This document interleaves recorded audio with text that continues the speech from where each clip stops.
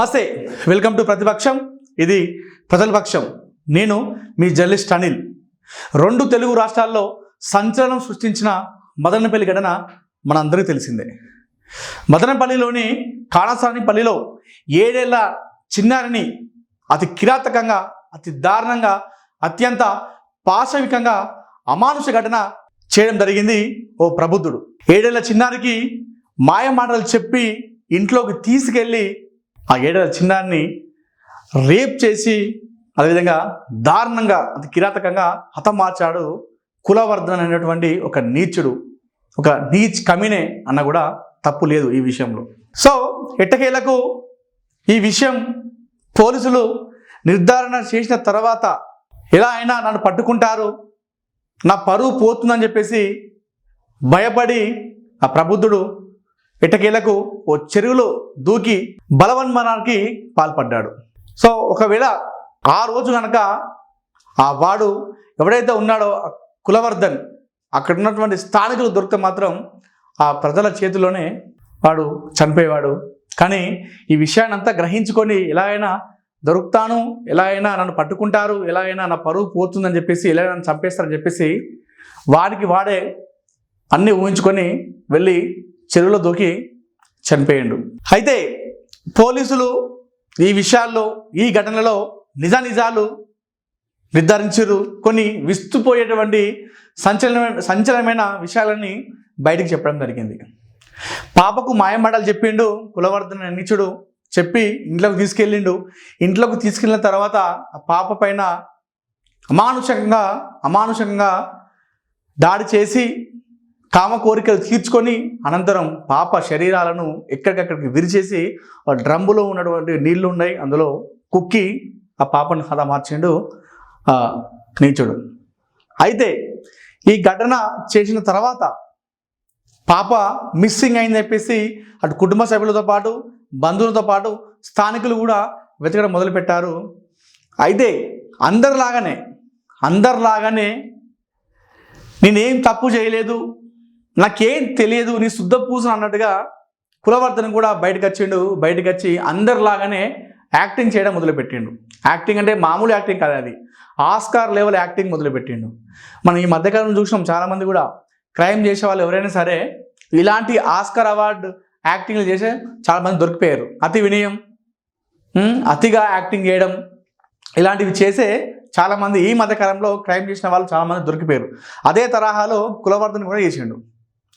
పాప మిస్సింగ్ అయిన కాంచెల్ని మొదలుకొని ఎప్పుడైతే పాపను రేప్ చేసి హతమార్చిండో, దాని తర్వాత కుటుంబ సభ్యులతో పాటు, అక్కడ ఉన్నటువంటి బంధువులతో పాటు, స్థానికులతో ఇతను కూడా వెతకడం మొదలుపెట్టిండు. భయపడి అయ్యో పాపకి ఏమైందో అనే తరహాలో ఆస్కార్ లెవెల్ యాక్టింగ్ చేయడం మొదలుపెట్టిండు ఈ ప్రబుద్ధుడు. మాటికి ఆ కుటుంబ సభ్యులు, ఆ పాప, ఆ చిన్నారి కుటుంబ సభ్యుల ఇంటికి వెళ్ళడము, ఇంటి దగ్గరికి వెళ్ళి పాప దొరికిందని చెప్పేసి అడగడము, లేదంటే అక్కడ ఉన్నటువంటి స్థానికులతో మాట్లాడము, అదేవిధంగా సీసీ కెమెరాలు చెక్ చేసిరా, మీరు సీసీ కెమెరాల్లో మీరు చూసిర్రా అని చెప్పేసి వాళ్ళతోని వెళ్ళి మాటికి అడగడం మొదలుపెట్టిండు ఈ నీచ్ కమీనగాడు. సార్ ఎవరైనా సరే ఒక దగ్గర డౌట్ వస్తుంది, అరే ఇతను ఎందుకు ఇంత యాక్టింగ్ చేస్తూ ఉన్నాడు? అక్కడ కుటుంబ సభ్యులు కూడా వెతుకుతున్నారు, బంధువులు కూడా వెతుకుతున్నారు, కానీ ఇంటి పక్కతను ఇంత యాక్టింగ్ ఎందుకు చేస్తున్నాడు, ఇంత ఓవర్ యాక్టింగ్ ఎందుకు చేస్తున్నాడు అనే అనుమానం వస్తుంది. అదే అనుమానం పోలీసులకు వచ్చింది. సో పోలీసులు రంగంలోకి దిగిన తర్వాత ఆ కులవర్ధన్ ఇంటికి వెళ్ళిరు. రాత్రంతా కూడా ఏ రోజైతే పాపను మిస్సింగ్ అయిపోయిందో, ఏ రోజైతే రేప్ చేసి అన్నమార్చిండో, ఆ రోజు రాత్రంతా ఇదే పని అంటారు కులవర్ధన్ది. మాటికి పాప వాళ్ళ ఇంటికి వెళ్ళడము, వాళ్ళని అడగడము, పాప దొరికిందని, సీసీ కెమెరాలో చెక్ చేయాలని చెప్పేసి అడగడము, ఇదంతా ఇదే చేసిన రోజంతా కూడా. ఆ పాపను బయటికి ఎలా తీసుకెళ్ళాలి, ఆ పాప చిన్నారి శవాన్ని బయటికి ఎట్లా తీసుకెళ్ళాలి, లేదంటే నేను ఎలా తప్పించుకోవాలో తెలియక ఆ రోజు అంతా కూడా మదన పడ్డాడట. ఎందుకంటే బయట మొత్తం జనాలు ఉన్నారు, కుటుంబ సభ్యులు ఉన్నారు, ఒకేసారి ఉండి వెళ్ళిపోతే డౌట్ వస్తాయని చెప్పేసి ఆ రోజు రాత్రంతా నిద్రపోకుండా మద్యం తాగుతూనే ఉన్నాడంట. సో అంత భయం ఉన్నప్పుడు పాపని తీసుకెళ్ళి అలా చేయాల్సిన అవసరం లేదు. సో అది భయం ఉన్నట్ట, భయం యాక్టింగ్ చేసినట్ట ఇంకా అర్థమవుతలేదు. అంత భయం ఉన్నప్పుడు పాపను ఇట్లా చేస్తే ఒక పెద్ద కథ అవుతుంది. గతంలో ఎంతోమంది ఇట్లాంటి ఘటనల్లో పాల్పడ్డ వాళ్ళను సమాజం మొత్తం కూడా చీత్కరించింది, సమాజం మొత్తం కూడా చీకొట్టింది. అవన్నీ తెలిసి కూడా ఈ కులవర్ధన నీచుడు ఈ దారుణాన్ని కొడగట్టిండు. సో రాత్రంతా పాపను బయటకు ఎలా తీసుకెళ్ళాలి శవాన్ని అని చెప్పేసి మదన పడుతూ భయపడుతూ రాత్రంతా మార్నింగ్ వరకు కూడా మద్యం తాగుతూనే ఉన్నాడట కులవర్ధన్.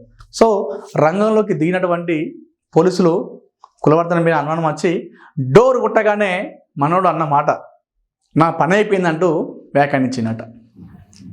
పోలీసులు డోర్ కొట్టగానే ఇక నా పని అయిపోయిందిరా, కథ నా పని అయిపోయిందని చెప్పేసి అంటూ డోర్ ఓపెన్ చేసినట కులవర్ధన్. సో ఇది విస్తుపోయే నిజాలను బయట పెట్టారు పోలీసులు.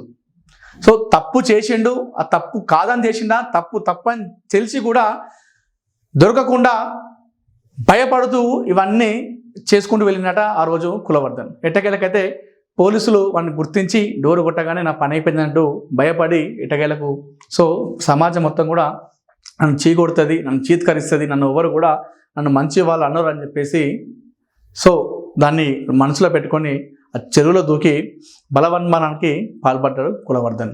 ఇందులో ఇంకా దారుణం కాదు, అది మంచిది అనుకోవాలి. తన సొంత తల్లి చీకొట్టిందట, సొంత అక్క వాడెవడో నాకు సంబంధం లేని చెప్పేసిందట. అనాథ శవంగా మారిపోయింది కులవర్ధన్ డెడ్ బాడీ. ఎవరి ఇంటి వాళ్ళు కూడా తన సొంత తల్లి కూడా పోలేదట, చీకొట్టిందట. వాడు నాకు కొడుకే కదా అని చెప్పేసి చీకొట్టిందట సొంత తల్లి. తన అక్క వానికి నాకు సంబంధం లేదు, వాడు ఎవడో అని చెప్పేసి చెప్పేసిందట. పోస్ట్ మార్టం కూడా ఎవరు రాకపోతే లాస్ట్ వాళ్ళ పెద్దనాన్న వచ్చి సంతకం పెడితే అప్పుడు పోస్ట్ మార్టం మాత్రమే నిర్వహించారు. మిగతాది అనాథ శవం, ఆ శవాన్ని ఖననం చేయడానికి ఎవరు రాలేదు, ఆ పెద్దనాన్న కూడా బయట రాలేదట. ఓన్లీ పోస్ట్ మార్టం కోసం వచ్చినట్ట, ఎవరు రాకపోతే సంతకం పెట్టినట్ట. పోస్ట్ మార్టం అయిపోయిన తర్వాత ప్రస్తుతం ఆ డెడ్ బాడీ కులవర్ధన్ డెడ్ బాడీ ఒక అనాథ శవంగా అక్కడ మిగిలిపోయింది. సొంత తల్లి కాదన్నది, సొంత అక్క కాదన్నది, బంధువులు చీకొట్టారు, ఆ ఊరు మొత్తం కూడా సమాజం అంతా కూడా చీకొట్టింది. దీనివల్ల ఏం ఉపయోగం? సో ఓవరాల్గా తప్పు చేసి ఇలాంటి అనవసరమైనటువంటి ఇప్పుడు నువ్వు చేసిన కథ చేసి వెళ్ళిపోయినావు, నీ వల్ల అక్కడ నీ కుటుంబం బలైపోయింది, ఆ కుటుంబం బలైపోయింది, నీ కుటుంబం కూడా బలైపోయింది. నువ్వు చేసిన తప్పుకు నీ కుటుంబం అంతా కూడా ఈ భారాన్ని మోయాలా, ఈ పరువును మోయాలా? ఎన్ని రోజులు అవమానం మోస్తారు? వాళ్ళు బతుకున్న రోజులు వాళ్ళకి ఇదే మచ్చ. నువ్వు చేసినటువంటి ఈ పనికి వాళ్ళు బతుకున్న రోజులు ఇదే మచ్చ. మీ కొడుకు ఇట్లా చేసింది కదా, మీ అన్న ఇట్లా చేసింది అని చెప్పేసి అందరూ కూడా ఇదే మాట్లాడుకుంటారు. అనాథ శవాల మిగిలిపోయింది లాస్ట్కు నీ బతుకు. సో మొత్తానికైతే ఆ రోజు రాత్రి పాపను రేప్ చేసి మర్డర్ చేసిన తర్వాత ఏం చేయాలో తెలియక రాత్రంతా భయపడి నిద్రపోకుండా మద్యం తాగుతూ మార్నింగ్ వరకు కూడా ఒక జైల్లో ఖైదు గడిపినట్ట ఆ నీచుడు కులవర్ధన్.